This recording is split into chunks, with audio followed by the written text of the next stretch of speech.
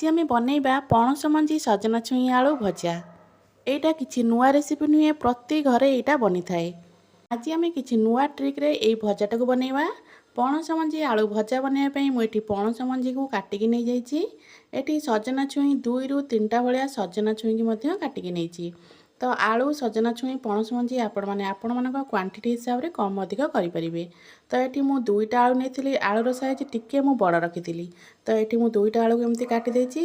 एबे याको मु भल से धुआ धुई कर देछि। याकू एबे हम साइड रखिबा। एबे चलंतु गोटे मसला बनैबा।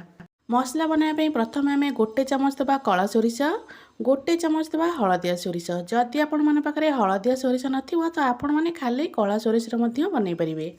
तो एबे सेथिरे देबा गोटे चामच भलिया जीरा, 2 रु 3टा देइथिली सुखिला लंका। आपण माने ठी कंचा लंका मध्ये यूज करि परिबे। राग आपण मानक हिसाब रे कम अधिक करि परिबे। एथिरे एबे पानी न देकी याकू सुखिला रे एमिति बाटिके नै आसीबा। मसला एठी हमर प्रायतः अधा अधि भलिया बाटी हो जाइछि। एबे एथिरे देबा 7 रु 8 गोला भलिया रसुण, गोटे छोटो साइज रो पियाज को काटिके दे देबा। अल्प पानी देकी एकु एबे भल से गोटे पेस्ट बनेकी नै आसीबा। एबे हमर मसला पेस्ट एठी पूरा रेडी हो जाइछि। आपण माने जदि सोरिष को प्रथमे सुखिला रे टिके बाटिकी तापरे पानी देई बाटिबे, मसलाटा पूरा चिकन हेकि ना बाटी हो जिवो।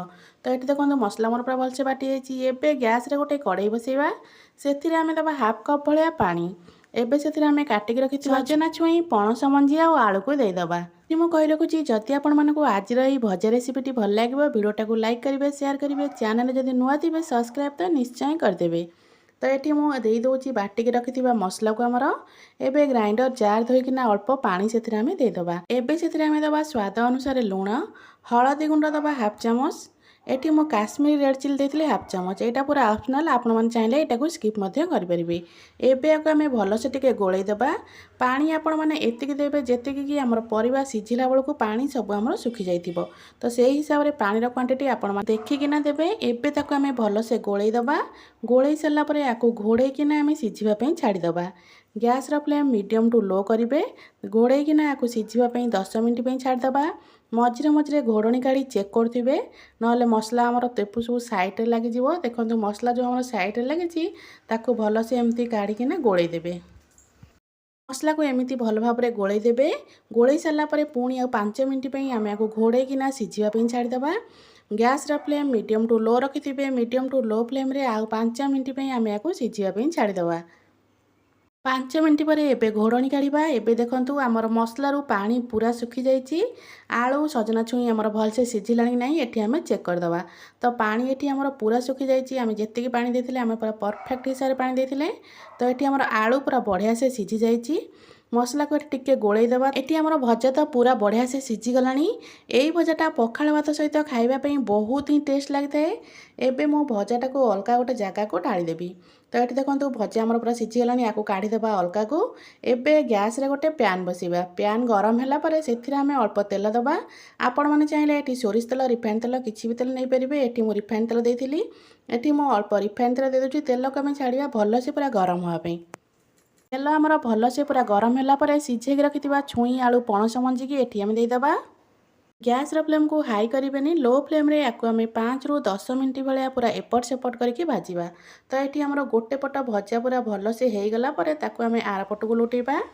गोटे पट हबा पई प्रायतः 2 रु 3 मिनिट पाखापाखि समय हमको लागिवो। तो 2-3 मिनिट परे याकू आमे एपट को लुटेबा। एबे मोर गोटे पट प्रायतः अधा आधी भलिया हेई जाइछि। तो आकु मु आर पट को लौटै देइछि। एबे आर पट भल से हेई गला परे ताकू आमे आउ थरे पुणी पलटै दबा। तो एमिति एपट सेपट करके याकू भल से पूरा रेड करकिना आमे भाजीबा। तो एठी देखंतु गोटे पट मोर पूरा भल से हेई जाइछि। एबे आकु मु आर पट को लौटै दउछि। एमिति एपट सेपट करके गैस रो फ्लेम लो रखिकिना याकू आमे 10 मिनिट परिका पूरा भाजीबा। तो एठी हमर मसला भजा पूरा रेडी हे गलानी। 10 मिनिट भलिया माकू भाजी देइछि। एठी मोर छुई आलू पणस मंजी पूरा लाल लाल ही भजा हो जाइछि। तो एबे मोर भजा पूरा प्रस्तुत हो गला। आकु गोटे प्लेट को एबे आमे ढाली दबा। प्लेट को ढालिकी मु आपण माने देखौछि आजिर एही भजाटा केते सुंदर ହେଇछि। तो ये देखो भजा आमर पूरा ये रेडी हो गला। आपण माने एमिति भजा बनै पखाळ भात सहित बहुत ही बढ़िया लगे खायापी। आपण माने थरे एमती बनैकी ट्राए करंतु। आशा करछि आपण मानकु आज रेसिपीटी भल लागिथिबो। जदि आपण मानकु आज एही रेसिपीटी भल लागिथिबो वीडियोटा को लाइक करिवे, शेयर करिवे, चैनल यदि नुआ अछंती सब्सक्राइब तो निश्चय करिवे। जय जगन्नाथ।